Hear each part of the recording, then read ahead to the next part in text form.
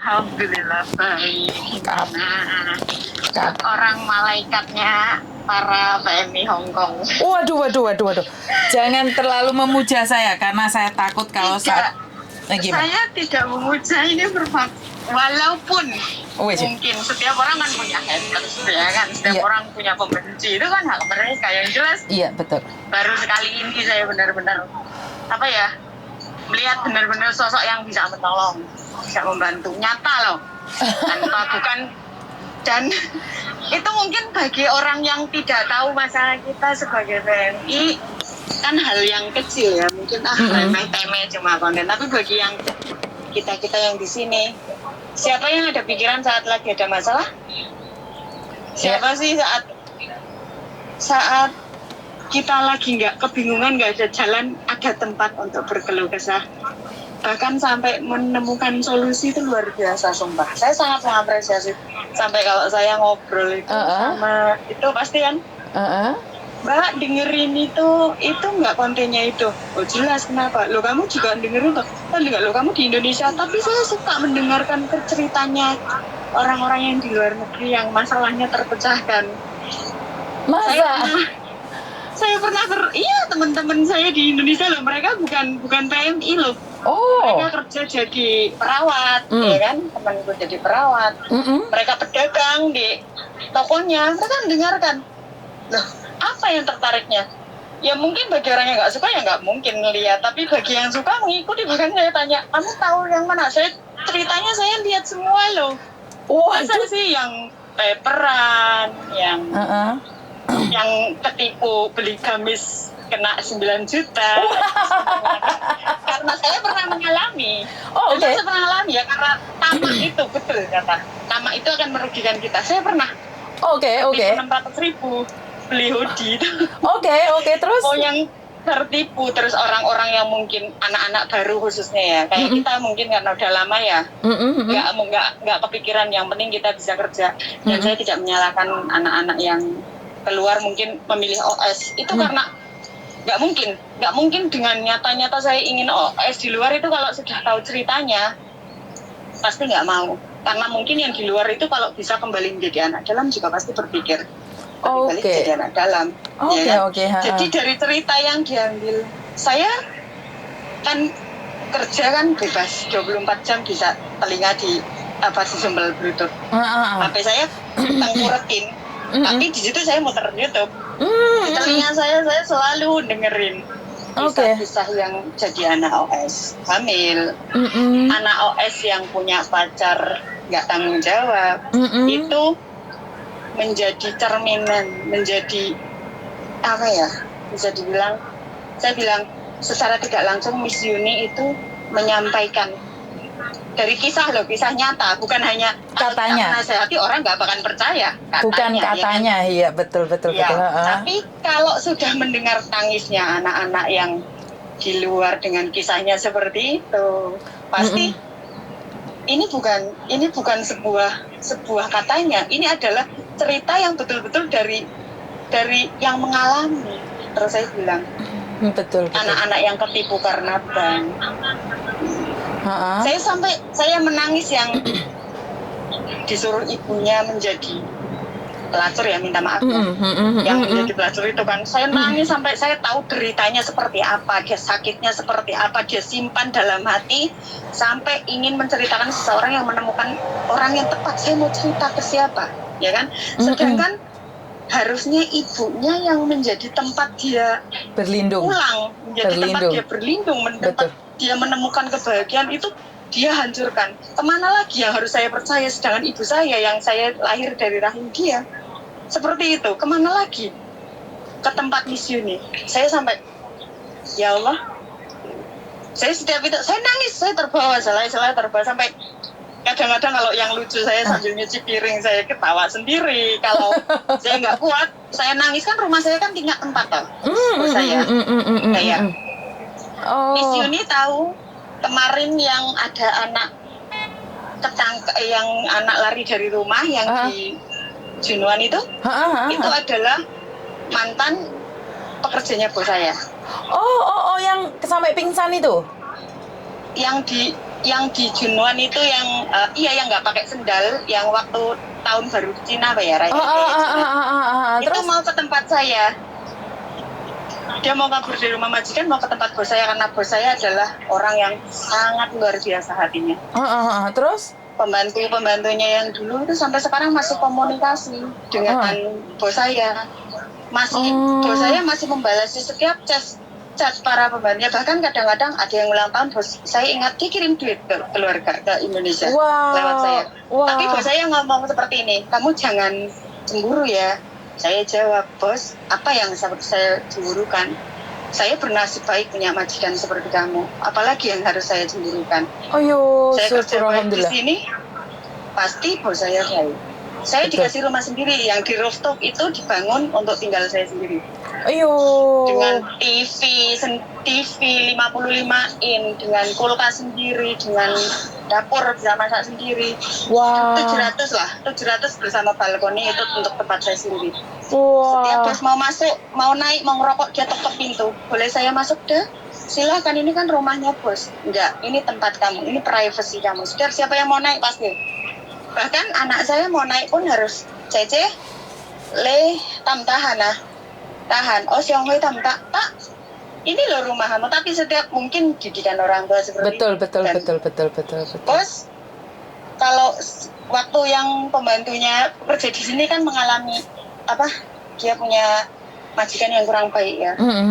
Terus dia ngadu sama bos saya karena dulu dia sudah kerja sama bos saya 6 tahun, bos saya tetap dia katanya makannya kurang itu, sampai ngomong sama saya, dah ini apa artinya? Dia nggak enak bos di sini, dia cerita kayak gini gitu. Terus dia bilang, aku pengen kasih dia buat makan, ya kan? Gimana caranya bos? Saya bisa kasih? Nggak apa-apa dong, nggak apa-apa. Kenapa? Dia saudara saya, dia sama-sama orang Indonesia. Tapi kamu nggak libur, nggak apa-apa. Kasih saya waktu keluar, saya antar dia libur di mana. Habis itu saya pulang. Saya kasih dia duit. Ini kan, saya kasih dia duit. Bos selalu ngomong, kamu jangan cemburu. Enggak, saya nggak pernah cemburu. Karena saya tahu bos saya sayang sama saya. Nggak perlu lah saya cemburu. Jadi, seperti itulah. Saya tadi habis dengerin yang, satu hari ini saya mendengar kalau nggak salah 4 atau 5 ya. Yang tadi ketipu 2 juta, 9 juta itu, saya ngakak ketawa. Di sini menang dengan para sindikat itu. Terus apalagi kemarin sore saya dengerin yang anak yang hamil di luar, anak di luar, dia hamil nggak tahu mau ke dokter tapi takut nggak ada duit, takut bayar. Itu saya dengar. Yang akhirnya di Junmun, yang dia anak OS, yang orang kakaknya yang tahu tapi orang tuanya ibunya belum tahu, itu saya sebutnya. Terus yang orang Indonesia pacaran sama orang Hongkong yang punya itu panti pijat plus. Semuanya pokoknya kalau ada di sini tak lihat ada yang baru nggak, ada yang baru. Pokoknya bahkan saya yang 14 tahun di sini banyak saya nggak tahu. Sampailah ternyata gimana? Dari konten itu apa yang sampean bisa petik? Jangan pernah berhenti. Terima kasih. Banyak yang dipetik. Jangan pernah berhenti. Saya cuman, Mbak, sebentar. Saya cuma nanya satu hal. Seperti yang kamu katakan tadi bahwa ada salah satu anak yang bercerita dengan saya tentang sakitnya saat ibunya memperlakukan dia seperti itu. Menurut sampean itu adalah pembongkaran aib yang dibenarkan atau sebenarnya itu pelajaran buat orang lain bahwa sebenarnya di luar sana ada sosok ibu yang tidak bisa menjadi ibu? Ibu itu adalah mungkin surga kita tetap di ibu ya. Tapi tidak semua ibu itu, ya ibu itu baik, mungkin nggak tahu lah, sifat rambut boleh sama, hati bisa lain, sifat bisa beda. Jangankan itu, kalau saya boleh ngomong, saya juga pernah ngalamin seperti itu. Orang Indonesia itu, saya pernah ngomong, saya ini bukan ATM yang kalian datang hanya untuk gesek kemudian pergi. Kadang-kadang kita kirim ke rumah, kita hanya mengharapkan kata terima kasih, uangnya sudah saya ambil. Itu saja kadang sulit. Itu memang benar ya. Kita padahal jangan tanya 1-2 orang, tapi tanya ribuan TKW di sini. mungkin hanya 1-2 yang punya keluarga dari background berada, dia cuma anak 2, abangnya sudah kerja, mungkin nggak begitu membutuhkan. Tapi yang memang kesini untuk merubah nasib, setelah kita ada, apa yang ada di pikiran kita sebelum kita dapat gaji, senyuman orang rumah. Betul. Bahagianya orang rumah mendapatkan gaji dari kita. Kita hanya berharap uang dikirim, mereka bilang, uang sudah buat beli ini, makasih, uangnya sudah diambil. Itu bahagianya luar biasa. Tapi kadang-kadang mereka lupa. Hanya untuk mengucapkan terima kasih, kadang kita tanya dulu uangnya udah sampai apa belum? Udah diambil. Oh, nggak ada yang ngabarin. Sakitnya di situ. Oke, jadi kita bela-bela. Jadi dijadikan ATM. Intinya yang cerita ibunya itu, saya dijual sama ibu saya sendiri, dijadikan LC. Yang saya dengar dari tangisan dia, dia itu sudah simpan entah berapa lama. Betul. Sakitnya dia, lukanya dia sampai kalau saya dekat saya mau peluk dia. Betul, saya peluk dia dari jauh. Terus yang anak yang meninggal kesini, uangnya dihabisin sama suaminya. Dia seorang istri yang luar biasa, memaafkan suaminya. Yang penting sekarang, kalaupun malu, yang penting niat suaminya itu mau memperbaiki. Ayo bareng-bareng, rezeki bisa dicari bareng, jangan seperti itu. Betul. Aku cuma butuh kasih sayangmu. Kamu suamiku, kemana? Karena kamu adalah surgaku setelah aku nikah sama kamu, iya kan? Betul. Tapi mungkin suaminya malu. Jadi saya gitu. Ini seorang istri yang luar biasa. Dia kerja di Hong Kong. Uangnya habis. Belum tentu kalau saya seperti itu bisa memaafkan suami, ya kan? Betul. Dia memaafkan suami. Dia bahkan kesini lagi. Hanya berharap suaminya kasihlah waktu. Bisa ngechat dia, teleponan. Karena apa? Yang bisa menyakiti diri kita adalah orang terdekat kita, dan yang bisa membahagiakan kita adalah orang terdekat kita. Betul, saya setuju. Betul kan? Kadang kita sangat sakit karena siapa? Orang terdekat kita. Betul, saya setuju itu. Tapi kayak suaminya itu harusnya istrinya sudah memaafkan, kenapa nggak disupport? Terus yang ibunya, saya selalu berdoa, ya Allah, semoga ibunya bisa terketuk hatinya, nggak kayak gitu lagi, kasihan loh anaknya. Betul. Sudah seperti itu sampai diambil sama suaminya yang mau menerima, ibaratnya kan Mbak Yuni sampai ngomong, suamimu hebat loh. Kalau saya punya anak yang minta maaf sama mantan penjual diri seperti itu, mantan pelacur ibaratnya, belum tentu saya mau menerima, tapi keluarganya suamimu mau menerimanya, ya kan? Betul. Mas Yuni kan cara seperti itu. Betul. Jadi saya bilang, betapa hebat ya. Terus yang mendapatkan kisah seperti itu, betapa hebat ya. Betul. Dari sini kita bukan hanya hiburan saja kita dapat, tapi renungan. Kadang saya merasa nggak bersyukur. Saya kok kayak gini, keluarga saya kok gini, keadaan saya kok gini. Tapi di luar sana setelah lihat, wow, dia lebih tragis dari saya. Iya kan? Betul. Jadi pokoknya satu kata, lanjutkan Miss Yuni. Terima kasih sekali. Karena saya nggak pernah libur ya Miss Yuni. Saya jarang, saya part-time kadang. Jadi kalau suatu hari saya libur, saya tadi loh, demi Allah, saya nggak pernah kepikiran karena saya mungkin nggak ada masalah ya, saya fine aja ya, nggak nyimpen nomor Miss Yuni, tapi katanya ada deskripsi nomor, saya lihat, terus saya cek, loh kok udah ada namanya? Apa memang sudah di setel setiap disimpan sudah ada namanya atau memang apa? Demi Allah, kok ada namanya di HP saya? Ini Miss Yuni siapa? Makanya saya kaget, saya cuma nulis, terus kok ada namanya di kontak saya, di WhatsApp saya langsung ada tulisannya Yuni, ada gambarnya langsung. Aku pernah nyimpen di mana ya? Saya pernah nyimpen atau memang nomornya Miss Yuni itu pernah memang auto setiap orang yang nyimpen udah langsung ada namanya. Saya nggak tahu, saya baru itu, tapi belum saya tekan tambah kontak itu sudah keluar namanya Miss Yuni di HP saya. Saya sendiri tidak tahu karena saya tidak. Soalnya luar biasa. Lanjutkan, jangan berhenti. Siap. Jangan pernah berhenti, Miss. Insya Allah suatu hari nanti saya datanglah. Siap. Saya ke Jinwan. Di mana? Saya bukan di Jinwan. Saya bukan di Jinwan, Mbak. Saya di Hingking. Hingking mana ya? Carian di YouTube mungkin rute rumah singgah Yuni TKW Hong Kong. Ya, saya tadi kepikiran kayak gitu. Insya Allah kalau saya itu. Jenengan rumahnya mana sih?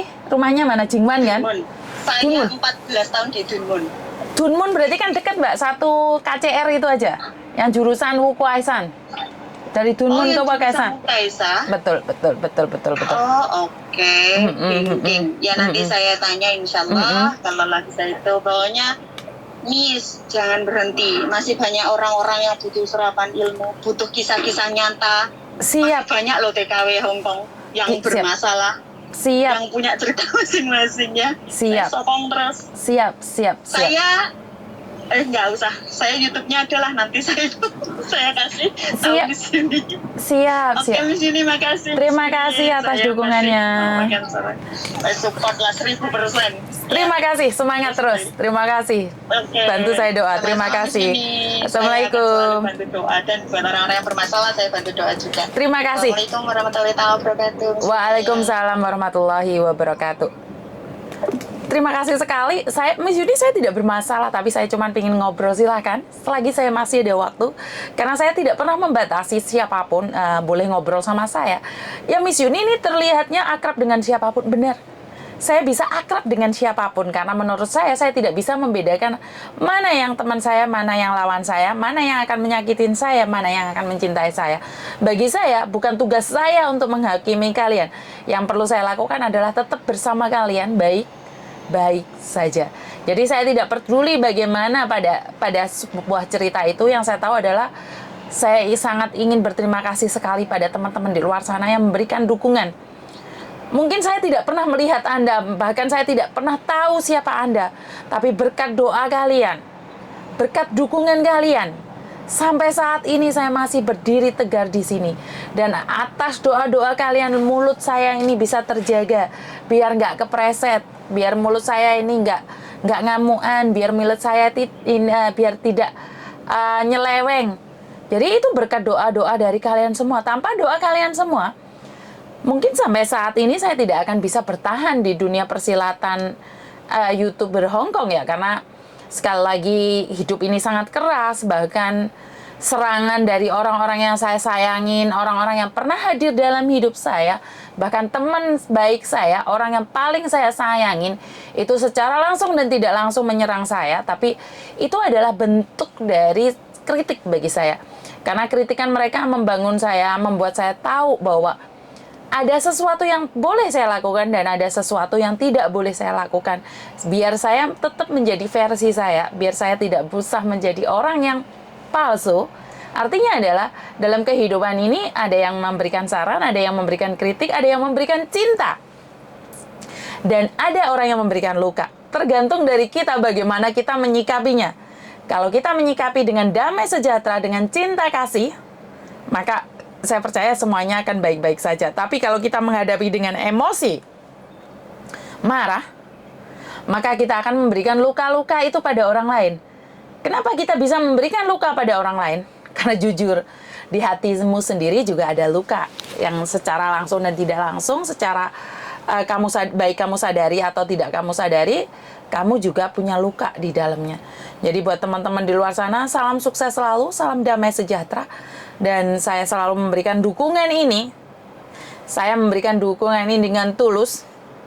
Jadi tidak ada modus-modus, karena orang bilang demi cuan, ya syukur alhamdulillah dengan kerja keras saya, dengan saya memberikan full waktu saya bersama kalian dan keluarga saya mendapatkan berkat dari Tuhan yang mengalir pada saya. Jadi syukur alhamdulillah, karena saya melakukan dengan ikhlas, saya tidak membilang minta sama kalian atau uang gotong royong atau apapun itu namanya, tapi saya memberikan dengan rasa tulus dari hati yang paling dalam dan berakhir dengan cuan, pundi-pundi uang. Jadi jangan cemburu karena kerja keras seseorang. Jadi kalau kamu bisa, kamu pasti bisa. Kalau kamu berpikir kamu tidak bisa, maka kamu tidak bisa. Dan saat saya memutuskan untuk tidak bekerja di agent, itu adalah suatu tantangan yang sangat serius. Satu, saya punya masalah sendiri. Dan kedua, saya sebenarnya bulan 3 saya berjanji untuk bekerja di agent. Tapi karena ada satu hal dan kepentingan lain, maka saya tidak bisa meneruskan pekerjaan saya di agent.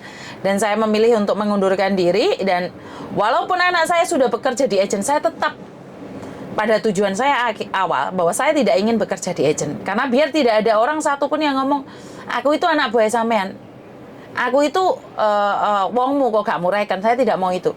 Jadi saya akan pukul rata anak buah saya atau bukan, saya akan membantu selagi saya mampu. Itu aja dari saya, kurang lebihnya saya minta maaf, dan wassalamualaikum warahmatullahi wabarakatuh. Berkat Tuhan mengalir atas hidup kita semua, semoga semua makhluk hidup bahagia, dan terima kasih, bye-bye.